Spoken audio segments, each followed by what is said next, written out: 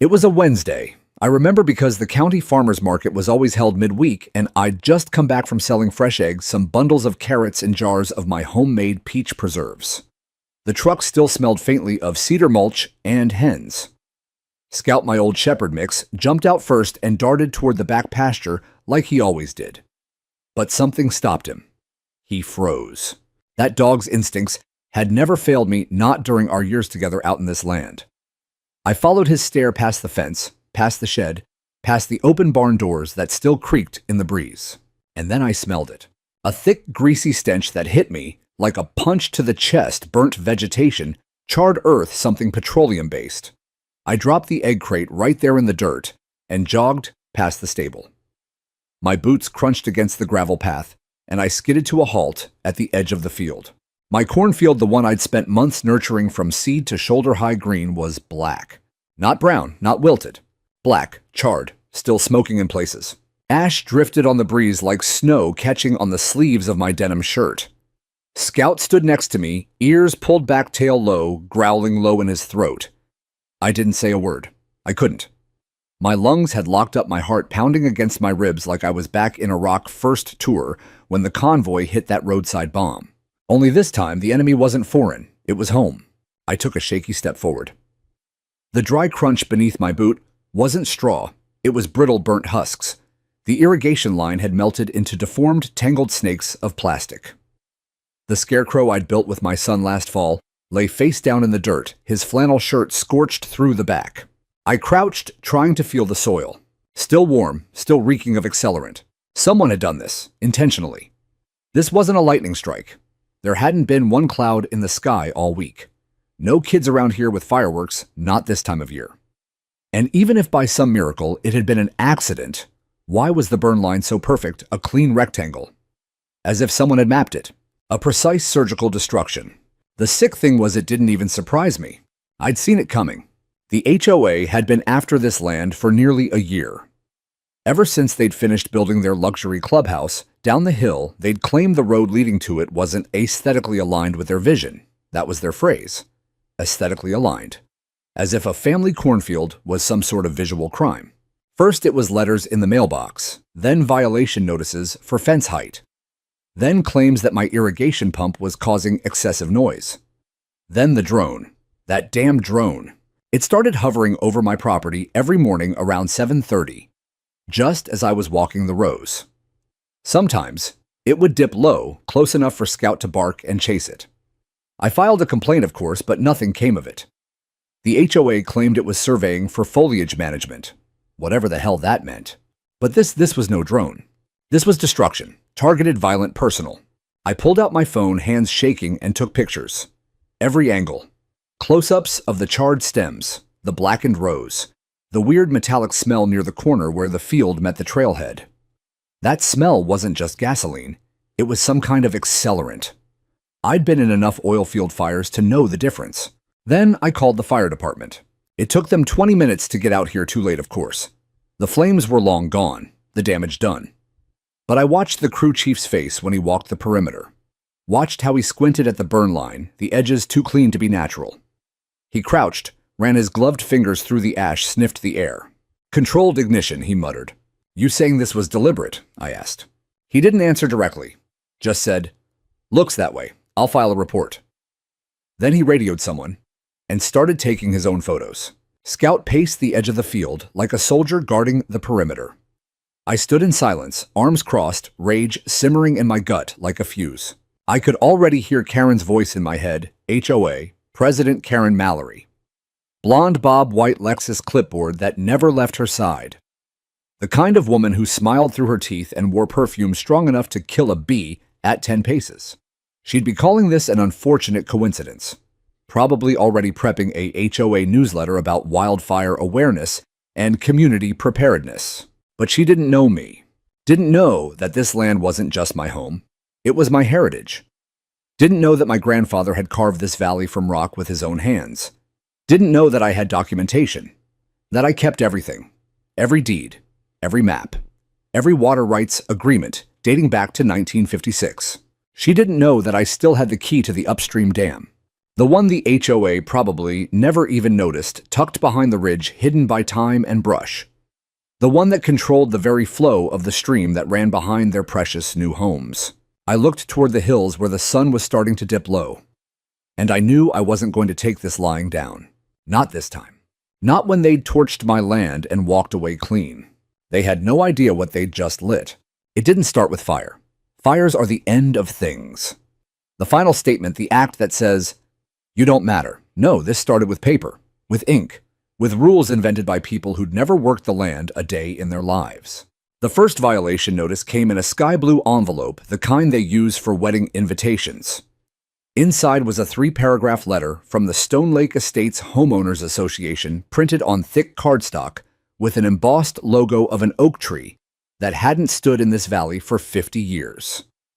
The letter claimed my split-rail fence along County Road 12 violated the uniform boundary guidelines of the subdivision, which was laughable because I wasn't part of the subdivision. My property, all 43 acres of it, had been carved out long before Stone Lake Estates ever existed, long before their clay tile roofs and fake Tuscan mailboxes lined up like little soldiers along the hills. My family had lived here for 3 generations. Our land deed dated back to when this valley was cattle country, and the only association was the one that met down at the feed store on Friday nights. So I wrote back, firm but polite. I am not a member of the Stone Lake Estates HOA. Please direct all correspondence to the County Planning Office, where you'll find the recorded plat maps and jurisdictional lines. They wrote again. This time the letter came certified. Non-compliant property elements visible from HOA member homes. Please remove or modify fencing within 14 days to avoid further action. I ignored it. Then came the orange flags. Little plastic markers stuck in the dirt just inside my boundary line. At first, I thought they were utility markers, maybe county surveyors doing maintenance. But they were too frequent, too deliberate. Each one was placed right where my fence posts had sunk, as if someone was measuring something, planning something. I pulled every flag out by hand. Then came the drone. It started hovering every morning around 7:30, right when I'd be watering the lower field or checking the irrigation line. A little white quadcopter with blinking blue lights, buzzing like a wasp. Scout hated it. He'd bark, leap chase it to the edge of the tree line. I tried to follow it once, see where it went, but it always zipped off over the ridge toward the Stone Lake Estates cul-de-sac that sat like a crown above my field. I made a call to the FAA regional office. They told me unless the drone was flying below 400 feet or directly over my home, it was unlikely to constitute a violation. I filed a report anyway. Nothing came of it. Next, they tried kindness. Karen Mallory herself showed up at my front gate one Sunday morning dressed in khakis and a lavender blouse, holding a tray of lemon bars and a clipboard. She smiled like a realtor. "I just wanted to welcome you into the fold," she said, "and discuss some options for community development." I didn't open the gate, just stood there, arms folded across my chest. "You're a tough one to catch at home," she said sweetly. I didn't respond. She held up her clipboard. "We're looking to build a multi-purpose recreation center. It would really enhance property values all around. Right now, our clubhouse doesn't have enough space for events. But your adjacent parcel," I cut her off. "That's my cornfield." She laughed. "Yes, and it's lovely. But you know, it's zoned rural mixed use. You'd still retain ownership. We're just proposing a right-of-way, maybe a lease." I didn't move. "And you'd be compensated, of course," she added. "There are grant funds for community enhancements. You could even get tax breaks. Think about what you could do with that." Scout growled behind me, sensing my tension. Karen's smile flickered. "You'll find we're very good neighbors when everyone's on the same page," she said, tucking the lemon bars into a canvas bag and turning on her expensive heels. I watched her leave. The lemon bars went straight to the compost. A week later, someone from the county assessor's office showed up. Said they'd received a request to reevaluate the property's usage consistency. Wanted to know if I'd ever had livestock, if I stored any industrial equipment, if my water tank was code compliant. I asked who filed the request. They wouldn't say. I spent the next 2 weeks documenting everything, photos of the property lines, copies of zoning regulations, receipts for every repair, every inspection. I even visited the records office and made sure the dam license originally granted to my grandfather under the 1957 Water Control Initiative, was still valid. It was fully active, recertified 3 years ago when I upgraded the sluice gate. That's when I realized just how important the dam really was. It didn't just control the creek that ran through my property. It regulated the entire downstream watershed, including the decorative pond irrigation canals and water feature behind the Stone Lake Estates clubhouse. Without regulated flow, their subdivision was sitting in what used to be a floodplain. They built knowing the risks. I had the maps to prove it. I'd seen the pressure building months of pushing, probing, subtle manipulation. I just never thought they'd go so far as to burn me out. But I also knew this much: they weren't done. Not yet. The fire was only the next step, the escalation. Someone wanted me scared, pushed out, silenced. And if I didn't act, the next attack wouldn't just be on my land. It would be on my future, on everything I'd built for me and my son. So I went back inside, opened the gun safe, and pulled out the fireproof lockbox. Inside were the old documents, blueprints, dam authority, records, a grainy black and white photo of my grandfather standing beside the concrete floodgate in 1962. I laid them out on the kitchen table, one by one, like cards in a poker hand. Let them play their game. I had power too. They just didn't know it yet. The night after the fire, I barely slept. Every creak of the floorboards, every shift of wind outside the window made me sit up and reach for the flashlight I kept by the nightstand. Scout paced the house like a sentry. At one point, I heard him growl low near the back door, his nails clicking anxiously across the tile. By dawn, I'd made a decision. I wasn't going to wait for the county to do its job. I'd seen enough in my life to know that bureaucracy moved slow, especially when the party responsible dressed in clean suits and played golf with commissioners. I needed proof, not suspicions, not instincts, physical proof. And that meant retracing the edges of the burn zone myself. I set out with Scout just after sunrise. The air still held that bitter post-burn tang, dry, acrid, thick with carbon. The soil was warm underfoot, still steaming faintly in the deeper rows. My boots sank into a mix of ash and mud, the blackened earth swallowing sound as I moved along the southern edge of the field. The fire hadn't crossed the old logging trail, which meant the wind had pushed it from the north, right from the direction of the HOA homes. Coincidence not likely. The HOA line sat just 100 yards up that slope. Their fence ran jagged through the underbrush, a fake wrought iron setup, with security cameras mounted at regular intervals. I knew every post of it. But it wasn't the fence that caught Scout's attention. It was something just beyond it. He stiffened beside me, ears up, nose twitching rapidly. Then he took off through the underbrush, not far, but urgent, focused. He stopped at a cluster of brush just past the base of an old cottonwood tree that had survived the burn. Its bark was scorched on one side, sap blistered and oozing. Scout barked, then backed up, whining slightly. I stepped through the charred shrubs and saw it. A half-buried metal canister, scorched but intact. I crouched, brushing ash and leaves aside.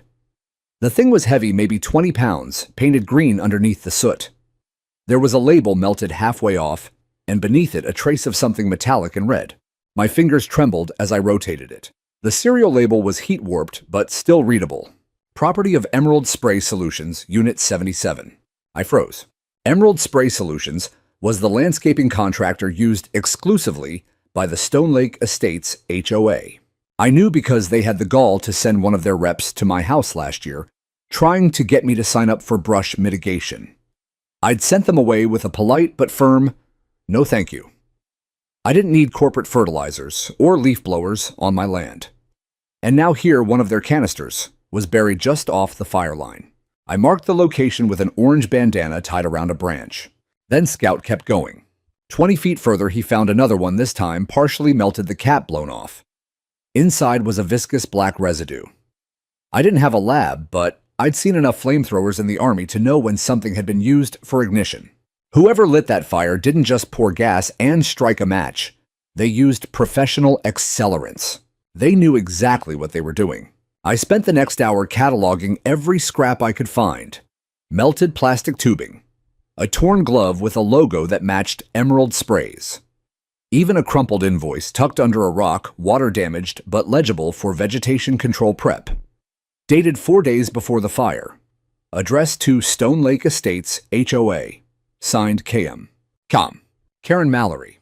The pieces were stacking up like a Jenga tower ready to fall. I took pictures of everything. Wide shots, close-ups, GPS coordinates. I emailed them all to my old friend Jody, who worked over at the County Environmental Compliance Office. She and I had gone through Army Basic together before she got out and started doing legal investigations on pollution cases. I didn't tell her everything, not yet, but I said enough. She wrote back less than an hour later, "Send samples. I'll get a field tech out by morning." It was progress, but I wasn't done. By late afternoon, I took one of the less damaged canisters and drove straight to the Stone Lake Estates HOA office. It was housed inside the new clubhouse, the one that had been the topic of so many headaches, the same clubhouse they'd tried to build across my cornfield. It stood there like a mockery, whitewashed stucco plastic columns and a faux stone sign that read, "Community Center and Nature Hall." Nature Hall. The irony wasn't lost on me. I walked through the glass double doors and into air conditioning that smelled like jasmine and furniture polish. A receptionist looked up startled. "Can I help?" I didn't wait. I walked straight into the meeting room where Karen Mallory sat at the head of a long oak table, flanked by 4 other board members sipping from branded HOA mugs. She saw me and her smile faltered. I set the canister on the table with a solid thud. "Lose something?" I asked. Karen's expression twitched. One of the men leaned forward. "Sir, this is a private." "That's from Emerald Spray Solutions," I said. "Found it buried in my field, along with traces of accelerants and a burned invoice, signed by Karen Mallory. 4 days before the fire that destroyed my crop." Karen opened her mouth, closed it again. Another board member stood up. "If you're accusing the HOA of arson, you'll need to speak to our legal." "Oh, I'm not accusing," I said calmly. "I'm just informing. You'll be hearing from the county and probably the state. Maybe even the ATF, depending on what the lab results say." I let that sit for a beat. Karen finally found her voice. "We had nothing to do with that fire." "Then you've got nothing to worry about," I said, smiling. And I walked out. Scout was waiting in the truck, his head tilted like he was asking, "Now what?" I looked toward the hills, toward the dam, toward the future. Now I thought, now I wait for rain. By the time the fire inspector filed the preliminary report, Karen had already crafted her story. I knew she would. She was always 2 steps ahead when it came to spinning a narrative. Her emails to the HOA mailing list went out less than 48 hours after I confronted her at the clubhouse. The subject line read, "Reminder fire safety during drought conditions." In it, she wrote about the tragic brush fire that had unexpectedly swept through a nearby undeveloped area. No mention of my name, no acknowledgement that the fire happened entirely on private property. But she made sure to reference natural causes, community awareness, and the importance of clearing flammable vegetation adjacent to residential zones. It was slick, polished, passive. She even included a map. I stared at the digital mock-up she'd sent, a highlighted satellite image of the neighborhood with a bold red circle labeled Spontaneous Fire Zone. That circle covered almost my entire southern field. It was propaganda. I printed it out and pinned it to the wall of my shed, right next to the deed map and the burn pattern photos. The whole wall was starting to look like a detective's case board. Then came her official excuse. According to the incident report she filed with the fire marshal, Karen claimed the fire had likely started from a community campfire on the HOA's nature trail, which she was quick to point out was technically on HOA land, not mine. She blamed careless teens who might have started a small blaze that got carried by the wind onto my field. I didn't know what was worse, the lie or the smugness with which she delivered it. It might have worked too if not for the satellite footage. Jody sent it over 2 days after the samples reached her office. She'd looped in a GIS analyst from the county's Environmental Review Board who pulled a series of thermal images from the state's fire monitoring satellites. Turns out the area had been under moderate drought watch, so sensors were active, including infrared sweeps. The fire hadn't started on the trail. It had started 30 feet inside my property line. The ignition point was a hot flare zone, a sudden temperature spike with no drift trail from the HOA side. Just a sharp ignition and an outward burn, like a match lit directly in the heart of my cornfield. The photos were damning.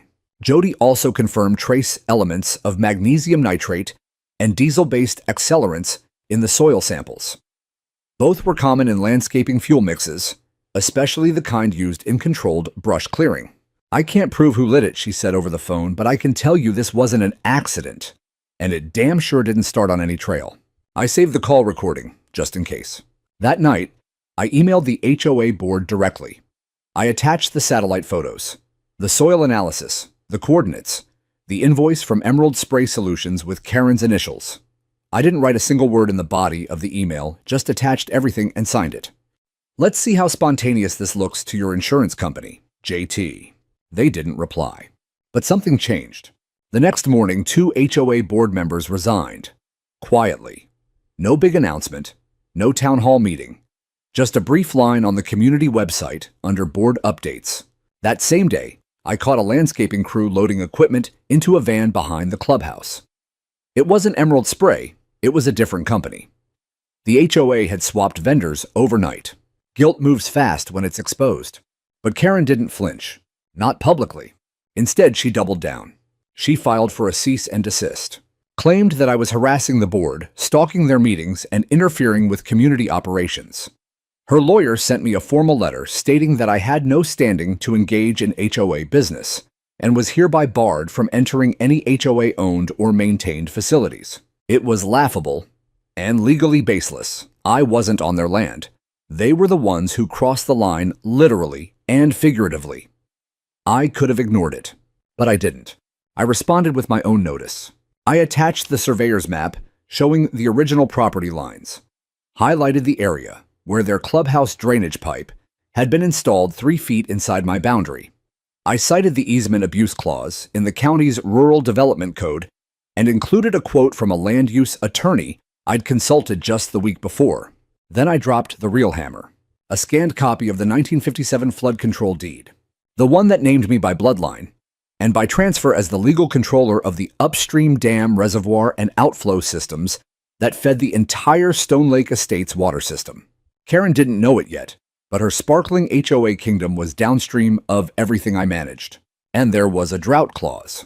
Section 6(b) of the deed granted the dam controller full authority to conduct seasonal release in the event of drought-related risk. That included regulating water flow, discharging excess sediment, and if deemed necessary, conducting a complete lower basin purge. I highlighted those words in yellow. Then I wrote, "Any further encroachment on my property will trigger a full review of downstream water management, including structural testing. Hope your foundations are solid." I didn't bluff, and I didn't need to, because the dam was old, and I knew every bolt, every valve, every angle of discharge. My grandfather had built it from concrete and rebar by hand, reinforced it after the 1972 floods, and trained me to manage it before I turned 18. I'd overseen every inspection, filed every repair. The county trusted me more than it trusted its own, and the HOA had no clue. They didn't even list the dam on their hydrology reports. I checked. It was the perfect blind spot, one they'd paved over with sidewalks and lawn chairs. And now, they'd burned the one man who knew where the real floodgates lived. I stood at the top of the ridge that evening looking down on the neighborhood. The clubhouse lights were on. Laughter drifted from their patio, where a crowd had gathered for what looked like another wine mixer.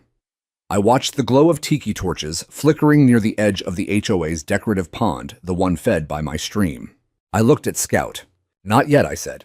But we were getting close. I was 6 years old the first time my grandfather took me up to the dam. It was early spring. The trees were just starting to leaf out, and the air smelled of wet stone and cedar. He led me by the hand up a narrow trail that twisted around the north ridge, the side few people ever hiked because it was steeper, less scenic. But to him, that ridge wasn't just land, it was legacy. When we reached the top, I remember being in awe of how big it felt. A long stretch of concrete poured straight into the earth with heavy iron grates and a central floodgate that seemed taller than a house. Water whispered below it, channeled through spillways and bypasses into the narrow valley that eventually fed into what is now Stone Lake Estates. My grandfather, Jack Thomas Sr., had built the entire thing with local contractors after a deadly flood in 1956 nearly wiped out half the valley.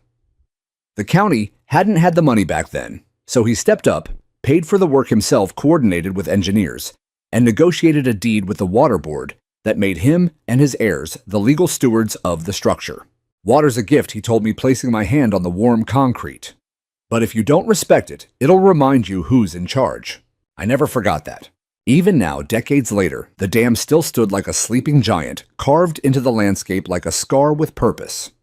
It wasn't large enough to make headlines, but it controlled just enough flow to matter. Enough to drown fields or flood basements. After the fire, I found myself returning to it every evening. Not just for comfort, but for clarity. It was peaceful up there. You could see the whole valley, the glint of HOA rooftops, down below the edge of my burned cornfield to the west, and the thin line of the stream carving its way through both. From that vantage point, the war being waged below looked small, but not insignificant. I stood there one evening, hands on the old wheel crank that opened the floodgate Scout at my side, and thought they think they own everything they see. But they've never looked upstream. The valve system hadn't been used in months, maybe a year. I kept it clean oiled, ready not because I anticipated needing it, but because it was my duty. Every season, I logged maintenance. Every 6 months, I took photos for the county. Every time it rained more than 2 inches, I hiked up to check the overflow culverts. And the drought clause, it wasn't just ceremonial. The deed clearly stated, in the event of prolonged drought, the holder of flood control authority is permitted to release accumulated sediment or stagnant flow to prevent ecological harm or downstream stagnation. No permission required, no hearings, just notification to the county's Water Resources Office. I'd already filed the notice. They hadn't pushed back. The soil in the lower basin was cracked. The HOA's decorative pond was down 1.5 feet. They'd sent out emails blaming natural evaporation and asking residents to conserve water, all while keeping their fountains running and irrigation on full blast to maintain their lush front lawns.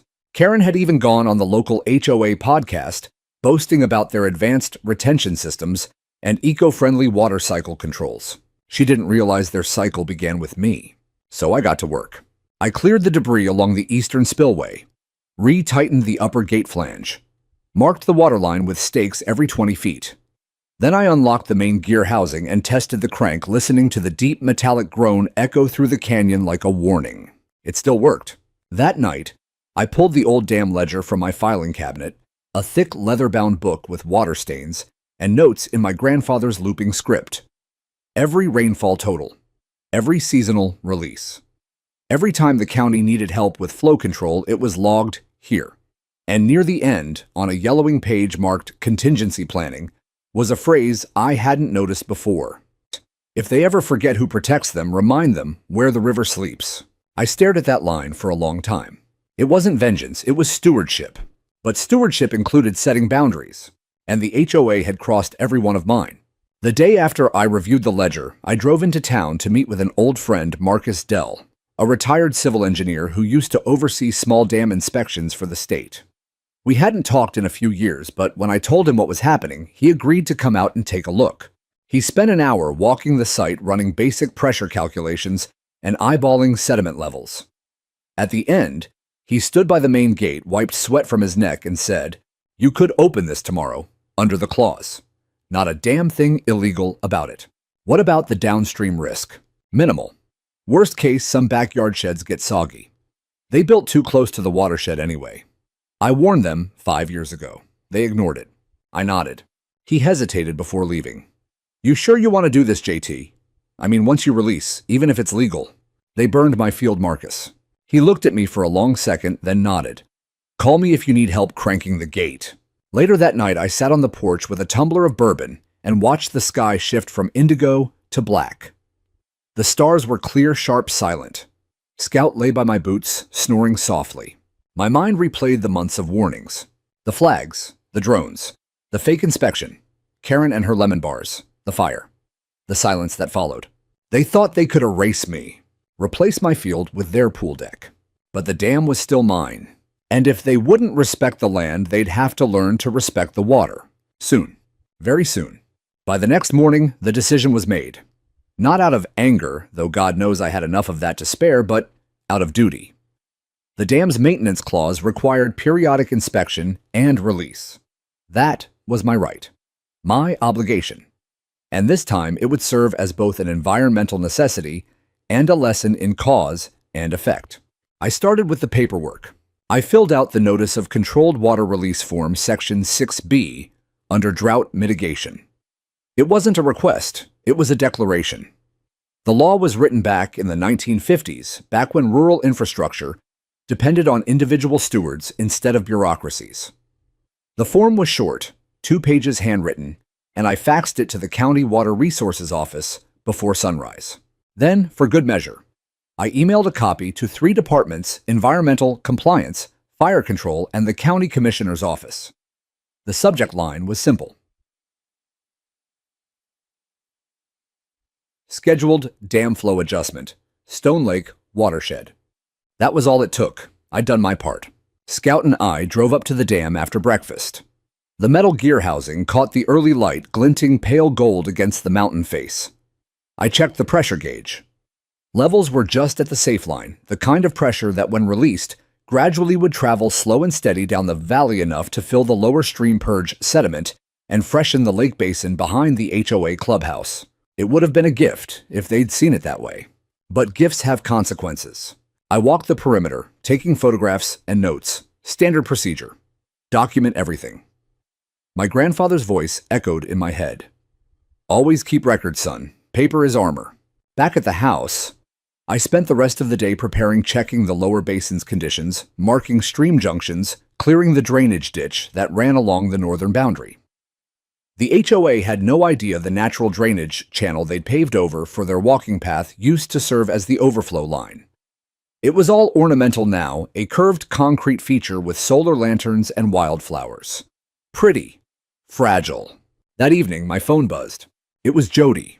"I got your notice," she said. "County confirmed receipt. You're within your rights, but you sure this timing's coincidental?" I didn't answer. She sighed. "Look, technically you're covered. But you open that dam right now in the middle of this HOA mess, you'll make enemies who won't ever quit. Be smart about it. Give it a few days." "I've given them months," I said.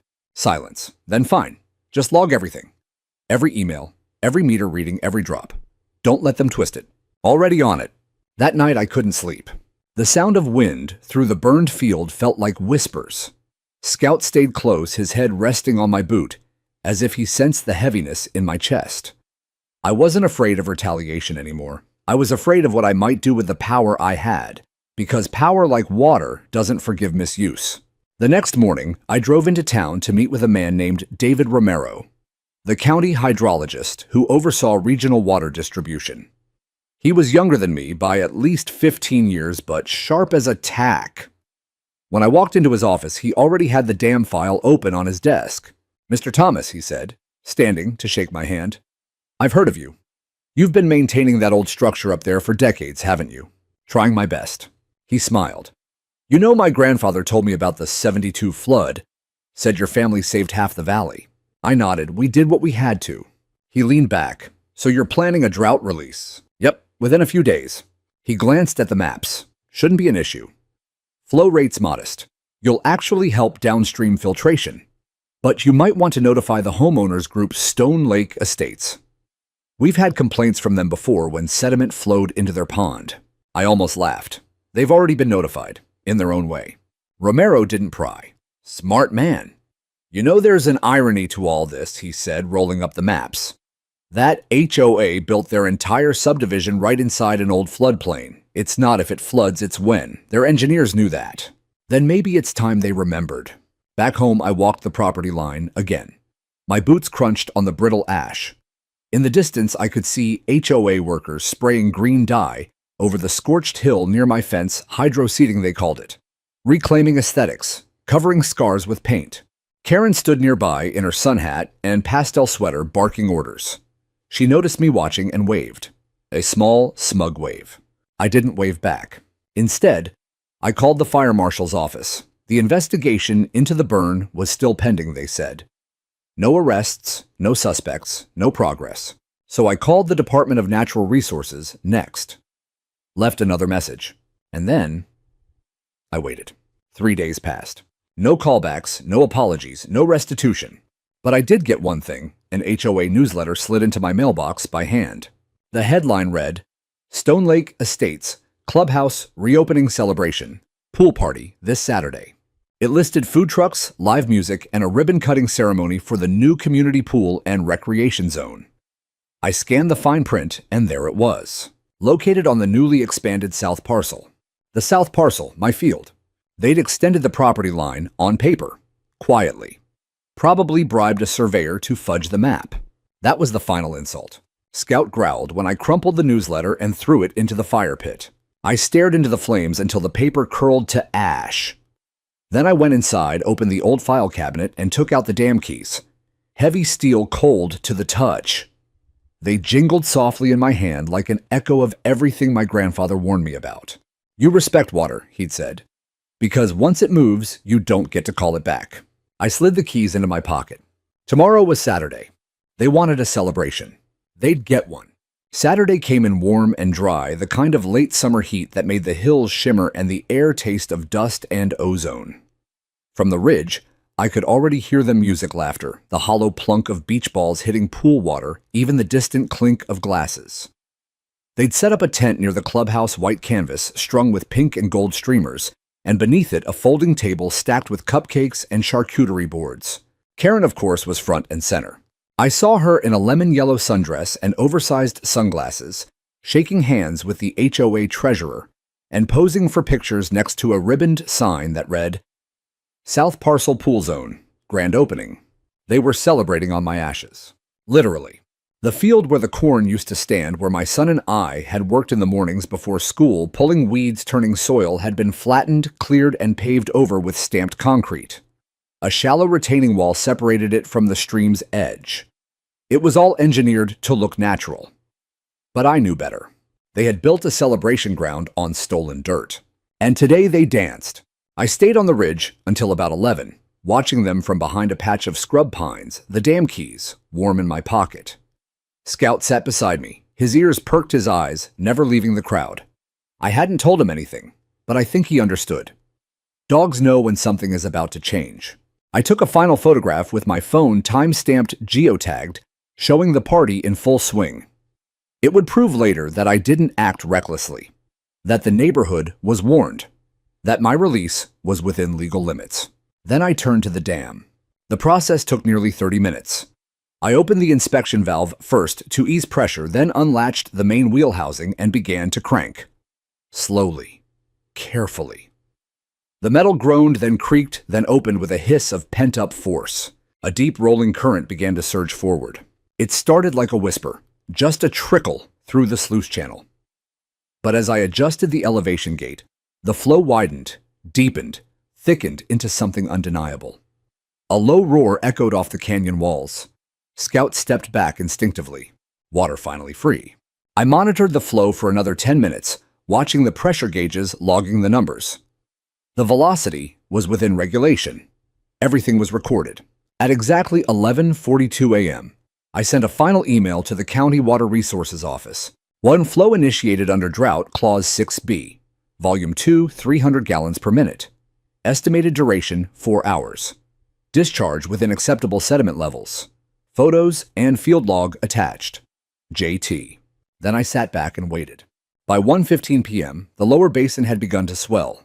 The HOA clubhouse backed directly onto that basin, separated only by a decorative stone path and some neatly planted ornamental grasses. Their brand new pool, saltwater, 10,000 gallons blue, as a gemstone sat just 30 feet from the creek with a decorative culvert that connected to the runoff channel. I knew the culvert wasn't properly reinforced. I knew because I'd watched them build it. No permits, no consultation. They wanted it cheap and fast, so they hired a weekend crew with power tools and plastic piping. The HOA newsletter bragged about how cost-effective the project had been. Cost-effective and stupid. Around 1:30 p.m., I got the first call from my friend at the county dispatch. You didn't hear this from me, she said, but Stone Lake Estates is getting emergency calls. Rising water. Some kind of structural breach. Karen Mallory's losing her mind. I thanked her, hung up, and started walking. I approached from the lower trail, the one that led behind the clubhouse beside the stream. By the time I got there, the party was chaos. The retaining wall had cracked down the center like a dropped plate. A brown stream of sediment-heavy water poured across the lawn, soaking the grass and seeping into the clubhouse's back entrance. Folding chairs floated. Someone's Bluetooth speaker bobbed near the deep end of the pool, sputtering static. Karen stood barefoot in the middle of the concrete pad, shouting at two maintenance workers who were ankle-deep in rushing water, trying to shove sandbags into place. Her sunglasses were gone. Her mascara ran in streaks. Her hair clung to her face in wet strands. I stepped out of the tree line and onto the walkway, calm, silent. She saw me instantly. "You did this," she screamed, pointing. "You flooded us." I didn't stop walking. "I filed with the county. Everything's logged." "You sabotaged the pipe. This is criminal." "Release was legal under Clause 6-B. Check your deed overlays." "You built too close to the basin." She lunged forward, slipping slightly in the water. "You've ruined everything." That pool was supposed to host the HOA Gala next month. I looked over her shoulder at the blue-tiled crater that was now half filled with muddy water and pieces of floating patio furniture. "You might need to reschedule." One of the board members ran up behind her, Mr. Gaines. I think his phone pressed to his ear. "Karen, the city inspector's on his way. They're calling it an unauthorized water encroachment zone. They're saying we built into a protected runoff area." Her jaw dropped. "No, we had approval. Someone signed off." But her voice was lost beneath the rising panic. Residents scrambled to move their cars from the flooding street. A U-Haul trailer floated gently into a hedgerow. A security guard tried to redirect the water with a leaf blower. It was pathetic. It was poetic. I turned and started walking back home. Scout trotted beside me, tail wagging. By the time we crested the ridge, I could already hear sirens. 2 hours later, FEMA would declare the incident a localized hydrological overflow, legally permitted under drought release law, with no culpability to the dam controller. The city would flag the HOA for improper construction in a known floodplain. 3 houses would be condemned. 4 more would require structural repair. The clubhouse would remain closed for 6 months. Karen would go on the local news that evening in a soaked blouse and mud-streaked heels, sobbing as she begged for community compassion. But the damage was done, not just to the buildings, to the lie of control, to the illusion that money and bylaws could bend nature. You can ignore a man. You can burn his field. But you can't stop a river. The morning after the flood, the sky hung low and heavy with gray. The kind of quiet that comes after a storm. Not because it's over, but because something deeper has shifted. Something that won't go back the way it was. I woke before the sun, as I always did. The old habits from my army days never really left me. My internal clock was more reliable than any alarm. Scout stirred at my feet, then followed me wordlessly out to the truck. He could sense it. There was something unfinished. The release I triggered the day before had been the initial wave. An act of force, yes, but also of law. Within the bounds of the drought clause. Within the limits of stewardship. But what I hadn't yet done was the purge. The full basin flush. The action my grandfather had documented only once before, in 1974, when unregulated developments downstream had built fences and patios inside the overflow zone. He'd warned them then. They hadn't listened. The same pattern had played out again nearly 50 years later. And now it was my turn to finish what he started. We drove in silence up the ridge. The gravel crunched under the tires, and birds began to stir in the brush. A few beams of pink cracked over the mountaintops, but the sun itself was still hidden. The air was cool, damp, filled with the scent of pine ash and something else, anticipation. I parked the truck near the trailhead and walked the last half mile with Scout beside me. The pack on my back held tools maps, a pressure gauge, and my grandfather's leather-bound dam logbook. When we reached the dam, I stood for a moment before the control wheel, my hand resting on the rusted metal. It wasn't just a lever. It was a legacy. I turned to Scout. "You ready, boy?" He tilted his head and gave me one soft woof, then sat back on his haunches like a guard. I unlatched the secondary floodgate mechanism and opened the main relief line. Water surged out in a roar, cutting across the basin like a silver blade. I kept the flow steady, widening the gate in slow practice turns until the pressure reached its designed maximum safe threshold. It wasn't chaos, it was orchestration. Below, the stream swelled again, spilling over its shallow banks, snaking through the valley with deliberate force. I adjusted the sediment flow channel, allowing a thick current of silt and clay to mix with the water, just as the original purge clause intended. It would reach the HOA in under 3 hours. This time not just as a flood, but as a message. I spent the next hour walking the perimeter, logging flow rates, snapping photos, documenting the soil saturation at each marker. Everything by the book. Everything defensible. My boots were caked in clay by the time I returned to the wheel and began the slow process of stabilizing the gate. When I finally locked it down, the morning sun had broken through. It bathed the valley in golden light, illuminating the steam rising off the soaked landscape below. From the ridge, I could already make out the rooftops of the HOA homes. Tiny vulnerable islands in a spreading sea of runoff. The siren started around 900 a.m. I listened from my porch, coffee in hand, as the second wave hit. The overflow didn't come as a wall of water. It wasn't that dramatic. But it was thorough, relentless. Water filled every low point, every poorly planned drainage trench, every back patio and street corner that had been built for looks, not function. The decorative boulder garden near the clubhouse collapsed into a muddy pit. The tennis court buckled at one end and sank 3 inches.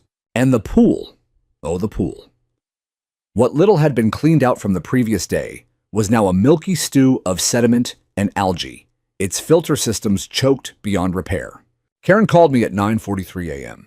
I let it ring. She called again and again, then a voicemail. I listened. "You're a monster," she hissed, voice cracking with rage. "You think this makes you noble? All you've done is destroy lives.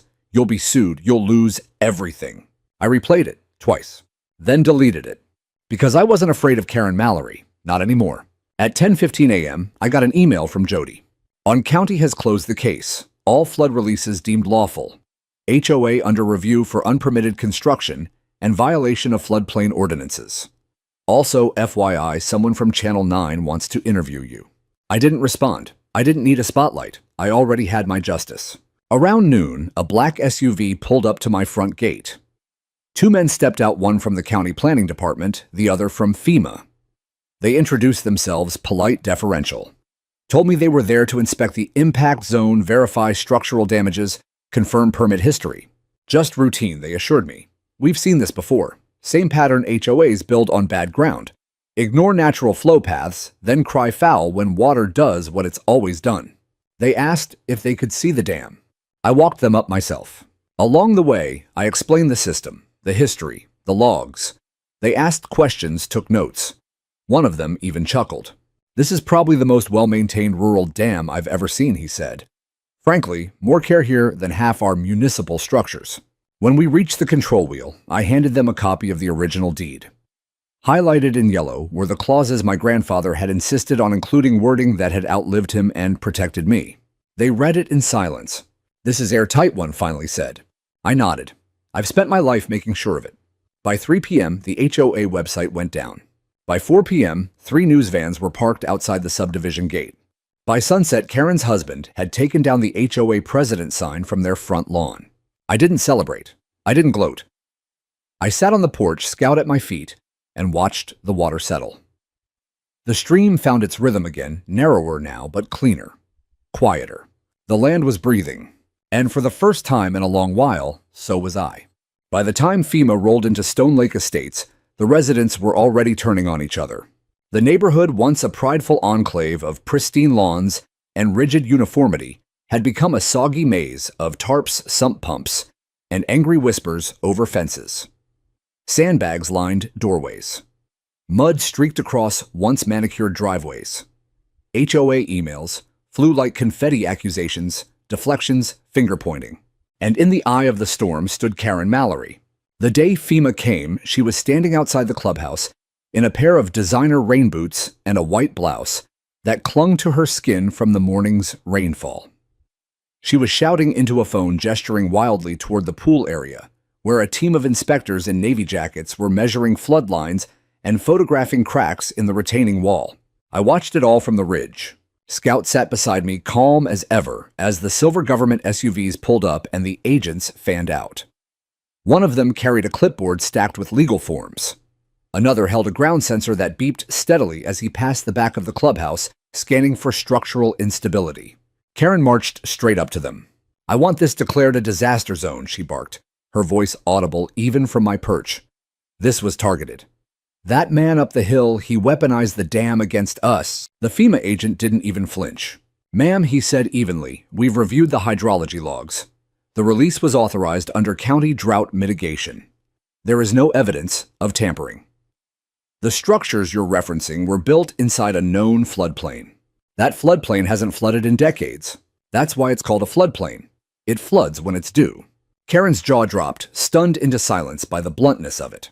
Another agent approached her with a clipboard.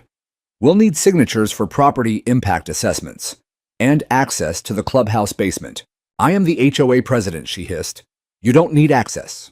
The agent didn't blink. Then you'll be liable for obstruction under FEMA Compliance Code 48.11 scene. I didn't need to hear the rest. I'd seen enough.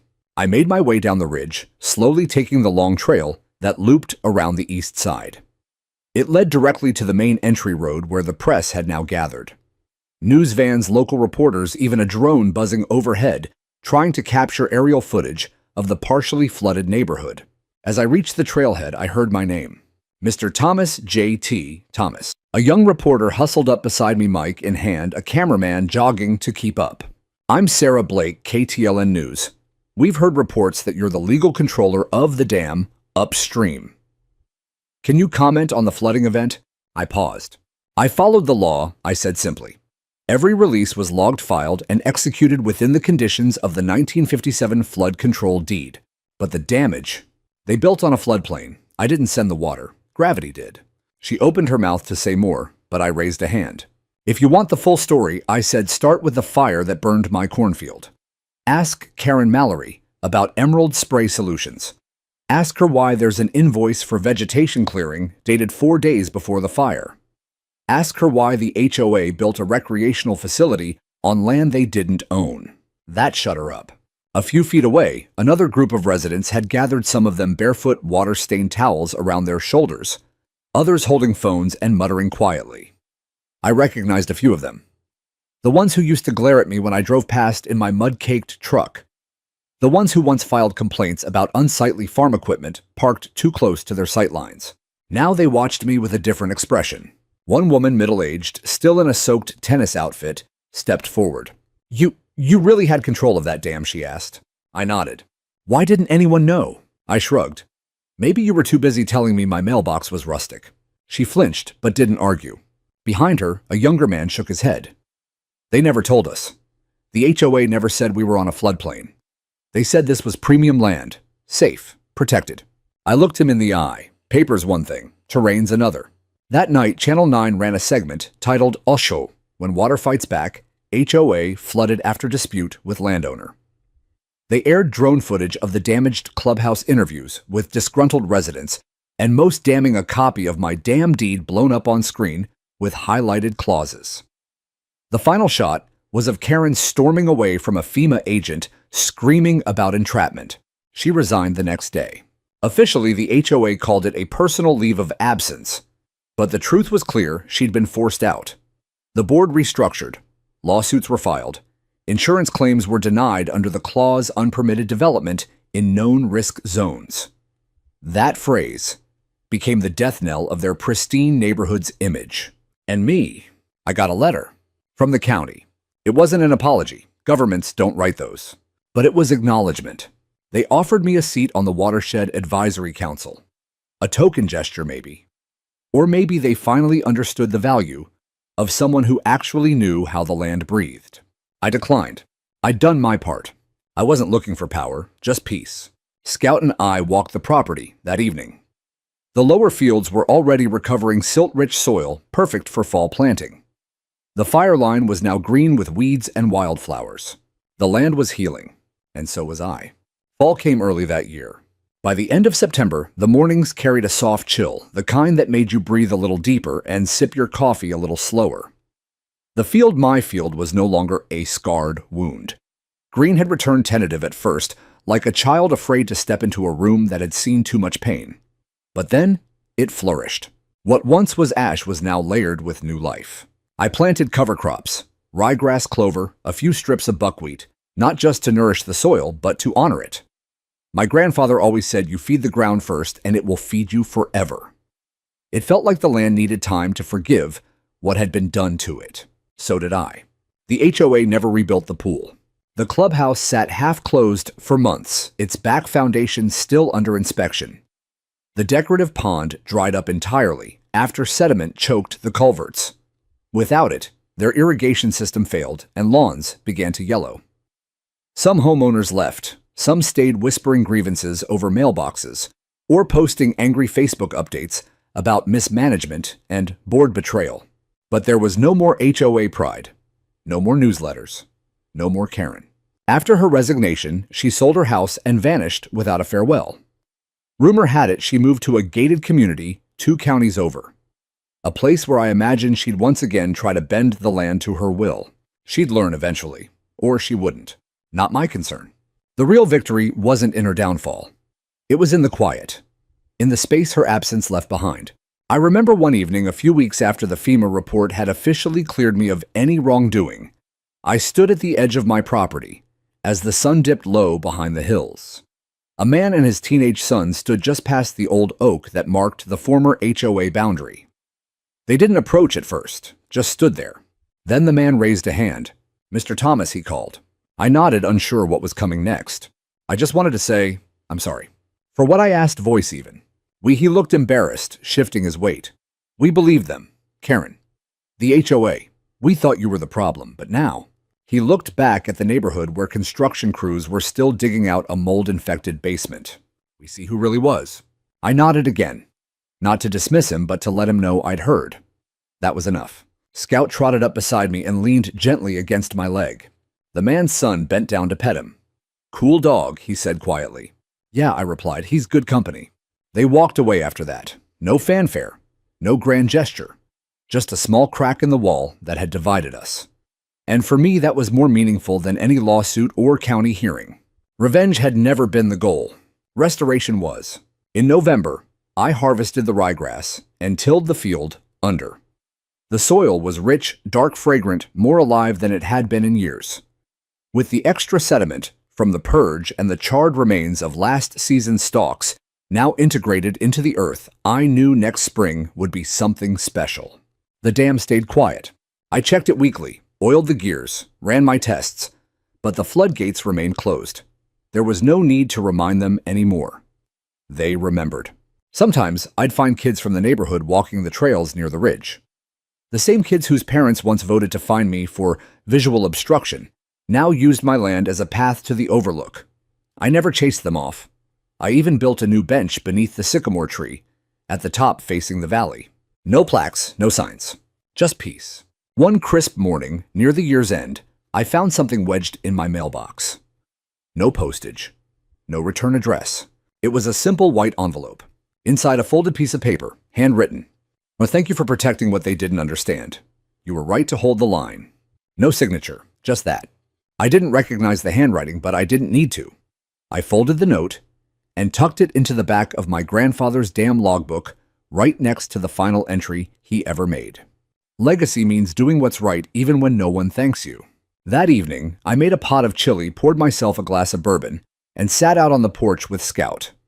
The stars came early that night, crisp and clear, twinkling like glass scattered across velvet. I breathed in deep. Not just the air, but the stillness, the justice.